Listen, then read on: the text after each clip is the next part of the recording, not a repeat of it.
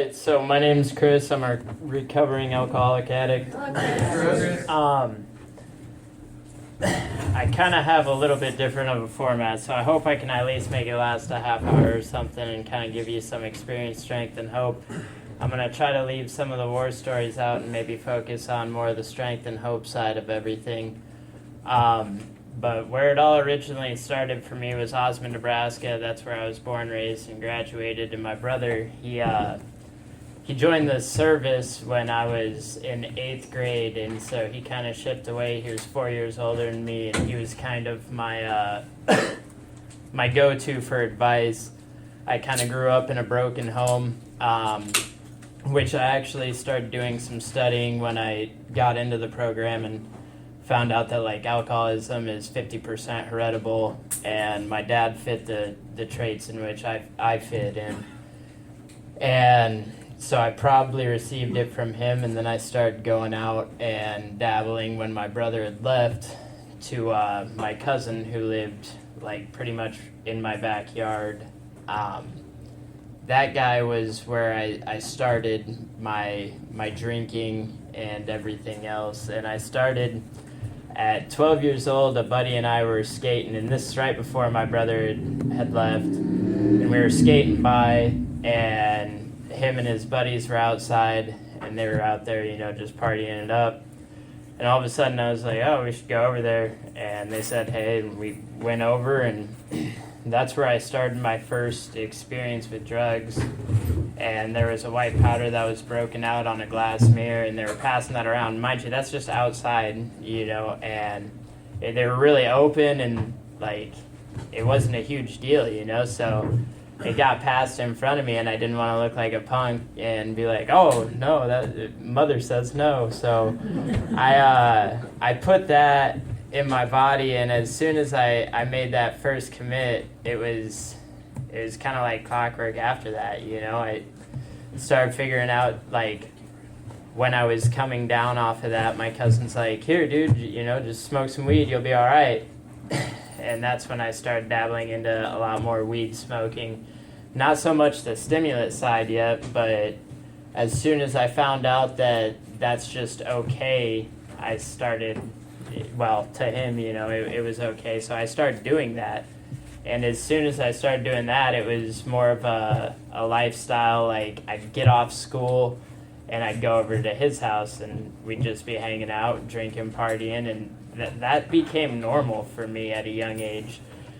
So at that point in time, my brother hits graduation, so we're going to fast forward it up a little bit. My brother graduates, and he ships out for basics. And that's when I started spending like every day over at my cousin's house. And then people started coming up to me asking for like alcohol and stuff. Well, I figured if I could market the alcohol up a little bit and start selling that, I could make, a bottle of vodka off selling a bottle of vodka. So I started doing that at a young age. And when I started seeing that people were continuously coming up to me, I was like, man, there's a lot of money in selling alcohol for, this. So I started living, every weekend was a party in high school, and I probably started picking it up that I had a problem at that time, but at the same time, I thought it was also fun, like, you're breaking the law, things will settle down when you hit 21, because I've talked to people, and they made it adamant to me that things would probably start settling down when I hit 21. And then when I hit 21, it actually just roller coastered all the way down the hill. That's when we started making things pretty normal on, instead of just weekends, it was every day. We didn't have to line up a buyer, and stuff like that. So we were partying pretty frequent, and then all of a sudden I was like taking into the consideration, well, I used to sell alcohol when I was younger to get money. What can I do now? So that's when selling drugs and everything else really started hitting on my door. And out of everything that I've learned and studied up on, I feel that alcohol was really my drug of choice. Mainly do so, like, I started doing a lot more stimulants just so I could get drunk twice in a day instead of just once. And after I really started figuring that out, that's when I was like, man, maybe you should just slow down. And no one was really for that in my group of friends, or at that point in time. Now I've learned to call those people acquaintances, and I've realized that the more that I was attacking into that situation, the more trouble things started becoming. At 23, I was placed on drug watch, and they had already had one statement that was on paper on file, but they needed 3 to press the charge on me. And at that point in time, that's when I was like, all right, I'm done. I got rid of everything that was at my house. I moved out into my girlfriend's house, well, her mom's house, and she was a drug and alcohol counselor, so that was quite the run-in on talking with her and explaining, like, why I drank. And she's like, well, would you say your dad's an alcoholic? And I was like, yeah, I mean, it's probably safe to say. And she starts asking me a bunch more questions and trying to figure out who I was as a person. Little did I know, she pretty much blatantly told me, like, you have a problem, and I wasn't ready to admit that or accept that. So at that point in time, I just kind of brushed through it and brushed it off. It took 3 months, and I was like, well, let's move back into town. We moved back into town, and it's the repetitive cycle of the insanity. I picked right up where I left off, and I started selling drugs again. I started partying again, and at that point in time, I moved just 2 blocks away from Jake's Bar, the Mint Bar, and that's still when the Depot was open too. So it made it very easy for me to just walk, a couple blocks and go get drunk, instead of like, how do we do this? Are we gonna have to take a taxi here, and stuff like that. So after so long of living there and doing all that, I moved to a house on 18th Street, and it's funny too, because a buddy that's in the program and I were just talking about, it's crazy, he was in my active drinking days too, how when you lived at that house, it was like the Hansel and Gretel breadcrumb trail of shooter bottles back to your house. Like every day we walked to Weaver's, and did the same thing, walked back, and we're wondering why life's not changing, but all of a sudden, we're having a good time, so who the hell cares? And it was about a year and a half after that. I was 25 years old. I was working with a couple guys in Pierce, and we had just finished up a big pole barn, and we're all excited, ready to go out and party with it. And we went to the Harbor Bar, and I got assaulted behind the Harbor Bar. I went out to go get a pack of cigarettes, and when I was coming back in, it was on video surveillance too, thankfully for the whole situation that happened. But the Harbor Bar surveillance, like, I was walking, and I remember flicking my cigarette, and there was 2 individuals over here, and I just got hit in the face, and I was like, hey, you're getting into a fight, So I brought my hands part way up, and then he hit me 2 more times, and I hit the ground. He kicked me, and then dragged me to the alleyway and stomped on my head repeatedly. And at that point in time, the doctors told my mother and my brother, who was my power of attorney, that I had a 30% chance to live due to all the hemorrhaging on my brain, and that if I did live, I'd have to be institutionalized into like a Madonna's or Mosaics, because I would be mentally disabled. Now, I wake up in the hospital 10 days in a coma, and my brother and I, we stopped talking because I was selling drugs, and he was dealing with a divorce thing with his wife, so obviously he didn't want his kids around me, and I completely understood that. I just wasn't ready to give that up, so I was ready to give up my family instead of give up the drugs. And I remember waking up, and all my brother did that, few years that we didn't talk was lift weights. And I woke up, and I looked in the corner of the hospital, and the words out of my mouth were like, "You got big as hell." And my brother's just sitting there, and he runs over, and he's like, "Dude, do you know who I am?" And I was like, "What? Yeah, so I'm slowly gaining everything, but why the hell are you asking me stupid questions? What's your phone number? And what's your social security number? What's your date of birth?" Stuff like that. And then all of a sudden, the next day I was like, "Are you going to tell me why the hell I'm in here?" And Jake's like, "You got assaulted really bad and you were almost beat to death." And the egotistical side of me was like, "No man's going to put me in here, And so I'm sitting there like, bullshit.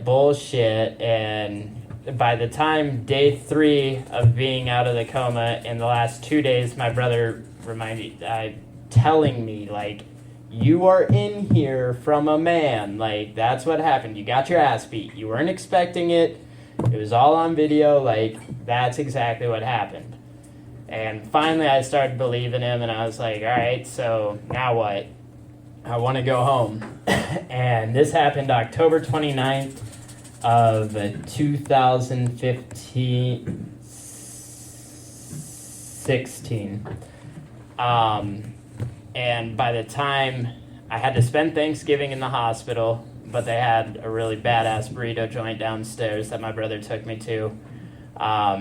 But 2 days after Thanksgiving, I finally got to leave. But they wanted me to check into a nursing home, and I couldn't do that because I wasn't insured or anything like that. So he's like, "Well, what we can do is, if you're going to be respectful, you can come and stay at my house, but I don't want, no drinking, blah, blah, blah." And I was like, yeah. Well, at that point in time, I wasn't ready to put the plug in the jug. I get out of the hospital. We stopped at this little truck stop in Fremont because I was just bitching to have a cigarette. I was like, "Dude, I want a cigarette now, not yesterday, now." And Jake's like, "Fine, we'll stop here. Just so you know, your body's completely detoxed from nicotine. You just as well quit." And I was like, "No." So we stopped there. I get a pack of cigarettes, and my brother had to use the restroom. So he's going to the back, and I looked up there, and there's Shooters of Fireball, and that was my drink of choice. And I told her, I was like, "I need 4 of them shooters," because I had, a couple $100 in my wallet. And she's like, "Well, I need to see your ID." Well, at that point in time, I had a warrant for my first DUI that I crashed a car into. And they took my driver's license. So I didn't have an ID, but I had all these hospital bands on. And I look at the lady, and I'm like, "Listen, I just spent a month in the hospital, 10 days in a coma. Here's my date of birth. It says everything right here. That guy that's back there is my brother, and he doesn't want me to have alcohol. Just give me some damn shooters." And she's like, "Okay," and she gives me them shooters. I remember jumping in my brother's Jeep, and we pull out of there, and I looked at him, and I was like, "I want one thing to be clear right now." And Jake's like, "What's that?" And I was like, "You're not my, fucking dad." And I crack open this shooter, and I take it in front of him thinking, I'm so badass, And Jake's like, "This is what I have to put up with for a month. It's not like I already gave him hell growing up." And so we go through that, and that little phase, I guess, is what I'd say it was. And even at his house, there wasn't no slowing down. I didn't find my bottom yet, and I was still drinking. Well, I get out of Jake's house, and I moved back into this trailer house that's in the country. That's where I was living when all this shit happened in Pierce. And I had prescription fentanyl patches and stuff, and I have to say this for legal terms. Allegedly, I was selling those to pay my rent and stuff like that. And with all that I was doing, I knew that I was falling right back into a damn cycle, but I wasn't ready to fix it, And as soon as all this started hitting real heavy, that's when my buddy started even saying, who was in the program, he's like, I care about you. I just feel like you're kind of going off the deep end a little bit. And I still wasn't ready. So about 10 months later of heavy drinking and heavy destroying my body, I was drinking for a Nebraska game. It was my buddy had this thing called the Jagerfest, and we went out and just got, tore up. And I remember I just got my car, just gotten transits off it, and everyone wanted to go to Mel's Bar, and I was like, well, I'll drive. So we drive down to Mel's, and we were drinking down there, and as soon as I had heard enough bullshit from everyone, or whatever it was, I was tired of being there. I left, and everyone was like, where the hell is Chris? They're blowing my phone up, I made it, I was 3/4 of a mile away from my house, and I hit a mailbox and drove into the ditch and crashed into a barbed wire fence, and I was like, my landlord Jeff's gonna know that I did this by the way my car looks. Like, I need to get the hell out of here. So I think in my crazy, delirious head, I was like trying to make it to Wausau, but only God knows. And I went, I make it 3 miles from the Pierce turn, so I drove like another 9 miles on a completely flat rim. There was a hole the size of a 50-cent piece in my sidewall. And I got pulled over. And when that cop pulled me over, I seen the taillights, and I was like, oh shit. So I lit up a joint real quick. I was like, if I'm going to jail, I'm going to jail high, damn it. So I'm smoking, and he comes up to the car, knocks on the window, and I was like, no, I'm not ready yet, And he knocks on the window again, and he says, if you don't roll the window down, I'm giving you obstruction. And I was like, shit, I already got one of those. So I roll the window down, and I was like, what's up? And he's like, is that weed? And I was like, yep. And he's like, let me get it. And I give him that, and there was a little bit that was still on me, and I give him that too. And all of a sudden he's like, your tire's flat. And I was like, I have a Budweiser in my cup holder, that's open. It was one of them tall cans, and I looked out my window. I was like, bullshit. And he's like, no, it's flat. So I get out of the vehicle, and he's like, blowing this. Well, at first he said, we need to do a field sobriety test. I was like, I'm not going to do that for you to go back to the station and laugh at me with all your friends. And I was like, give me the blow. And so I blew, and it was aggravated numbers. And he books me in. At that point in time, which is funny too, I always hear, and don't take this, everything that I say that sounds halfway intelligent, I've probably heard it from an old timer, and it's probably came out of the book just in their words. But everybody's bottom's different, and it's funny that it took going to a jail cell in which I toured, my senior year, and everyone said, because they knew my traits back then, this is where you're gonna end up, and I was like, yeah, right. And sure as shit, I end up there. So I remember waking up, and I told myself, I'm never going to fucking party again. I'm not going to do it. And it was just like that. I was talking to a guy that he does a lot with the Osmond meeting, and that's my grandparents' friend. And he's like, well, I suggest you hit meetings if you feel that way. And that's what brought me into the doors of Alcoholics Anonymous, and that's what... in my opinion anyways, saved my life.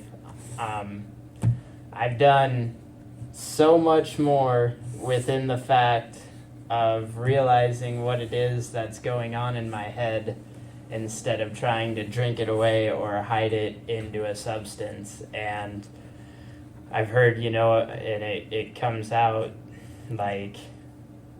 we're not afraid to face life on life's terms anymore, and that's exactly what it is.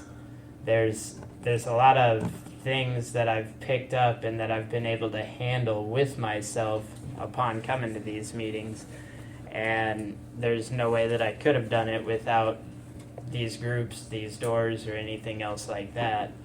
the the thing that I've found most entertaining, I shouldn't say it like that. The thing that I've found most attracting to me is when I see someone who carries pretty much the same style of personality that I was when I walked in that door. Because I don't care. I mean, unfortunately, he's here, and I say that out of jokester. But when I walked into my first Plainview meeting and picked out my sponsor, I was like 10 foot tall and bulletproof. I'm never doing, blah, blah, blah, rah, rah. And all of a sudden it takes, phone calls. It takes shit like that when things are actually hitting your head.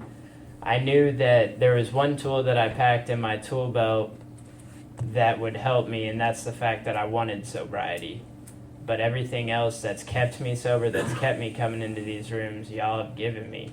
And I was just talking to a fellow outside who said that I don't care if I say his name, Ryan. And he told me a while ago, and it's just built in my head now.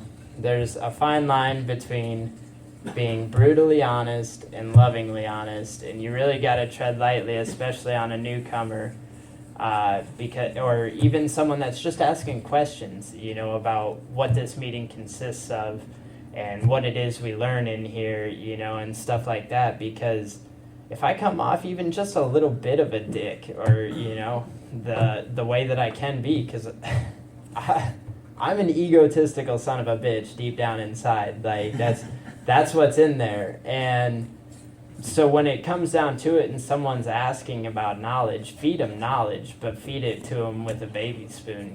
Don't sit there and try to overkill it. Don't shovel food in their mouth when they're already full. And that's one thing that I can honestly say that has helped me in here. And then, I mean, the hope or the bright side of what can happen through sobriety. And that's what's funny is when I've seen this guy say, like, you can safely drink if you're an alcoholic. No, you can't. Like, that's physically impossible, sir. But what I've learned from that is, even at the possibility of I wouldn't want to. Like, I've learned through these rooms of what I can honestly do and what I was holding myself back from, It took a while for me to start seeing progress, and that's like my biggest downfall in life is I believe in growth in 3 aspects of life. I believe spiritual, mental, and physical, in that order. If you wake up every day and I choose to call him God, I say some words to him, thank you for today. I try to do a reading, whether it's daily reflections, whether it's out of a Hazelton or something like that, and try to gain some knowledge real quick at the start of my day. And then by the end of the day, I try to go out for a run, I try to ride a bike, I try to hit the gym, whatever it is. But those 3 aspects of growth have helped me develop into what it is that I'm trying to conquer in life. And I mean, it's taken me 2 years to see a business side of things.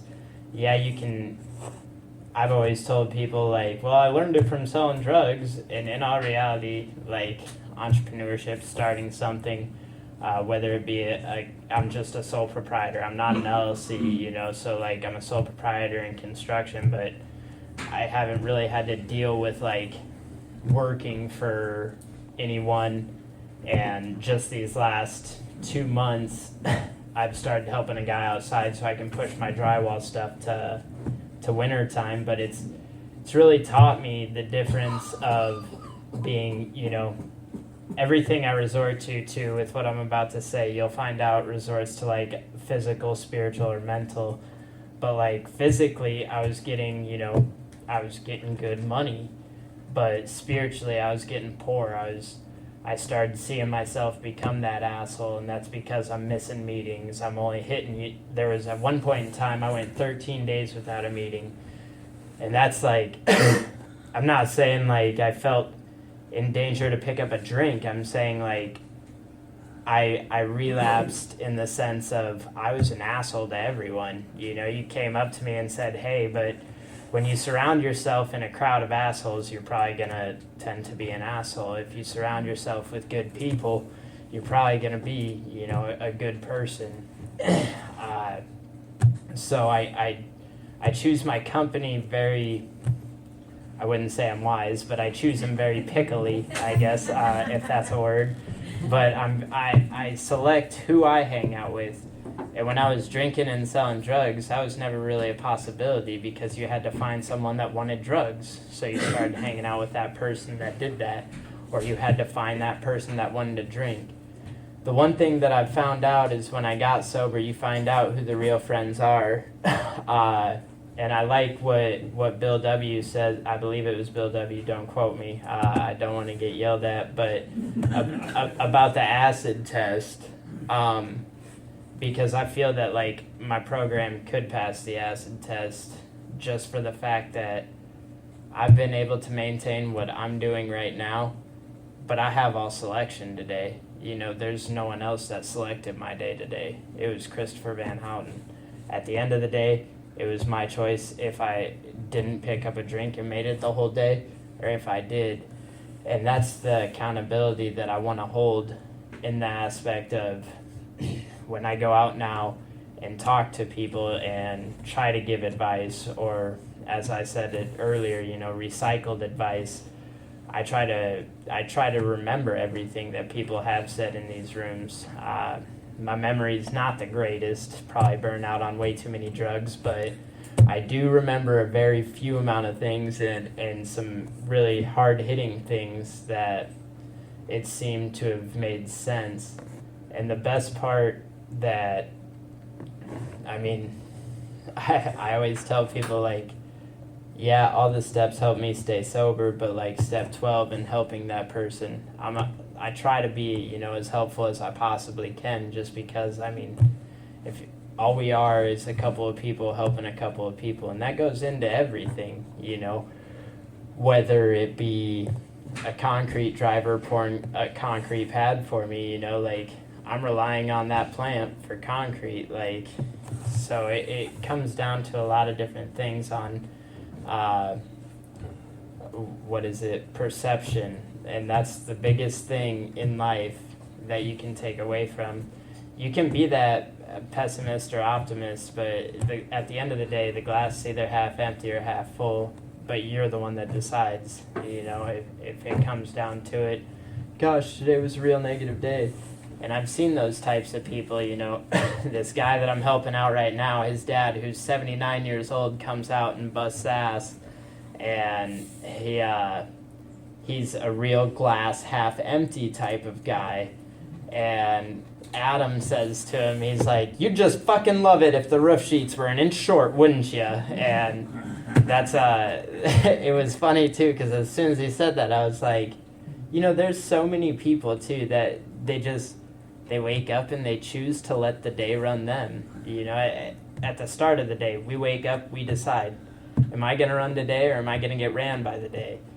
And that's where this program's really helped me out. You know, it's also helped me take acceptance and ownership for my faults, because there was a time a sheet got crinkled, a 33-foot sheet, and it's not a lot. I mean, it's $100 regardless, but this guy is freaking out, and it was me and my buddy who were at fault.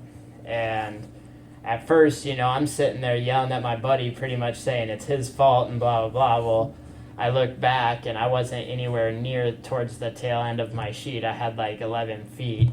So at the end of it, it was Christopher's fault. And when he came over and he starts freaking out, and I was like, shit, this is where I gotta take ownership, man. And I was like, yeah, it was my fault, man, like, regardless. And he keeps saying, well, Cody knows better. No, it was my fault, like, regardless. I'm trying to take full ownership and acceptance of Chris did this, you know. And there's a lot of things, though, that I feel that I wouldn't have done had it not been for this program. People have asked me, like, where I did treatment and stuff like that at, and I was like, well, I had an intervention, you know, and it was a divine intervention where it led me to the right people to talk to, because I knew the guy that was in the Osmond meeting. He talked to my grandparents frequently, and my grandparents are always my biggest coaches in my corner. Like, they're all for my sobriety. You know, my mother is too, my brother, all them guys are all for it. And if it wasn't for me just breaking down, and that's one of the things that my ego has an issue with is, hey, I don't know what to do, what should I do, is asking for that help. And when they referred me to this person, it was all kind of a snowball effect from there. And then I ran into the Plainview meeting, and ever since then it's been pretty hard to ever walk away from these tables. It's like I said, I can tell, my mom can tell, you know, my girlfriend, my grandparents, everyone can tell when Christopher needs a meeting. Like, man, it's probably been a while since you've had a meeting, huh, or anything like that, just because even though, like I said, physically you might get wealthy, but spiritually you'll get poor real quick if I stop walking into these doors. And that goes with anything for me. I mean, if I miss church on a Sunday, I better hit a Sunday meeting at some point in time, you know, if and I'm not like resembling these two, but in all reality, church is just a group of people that are relating to one subject, and this is, you know, sometimes this is church to me. But with that being said, I think I'm about all out of experience and strength, so I will leave her at that. Thank you so much.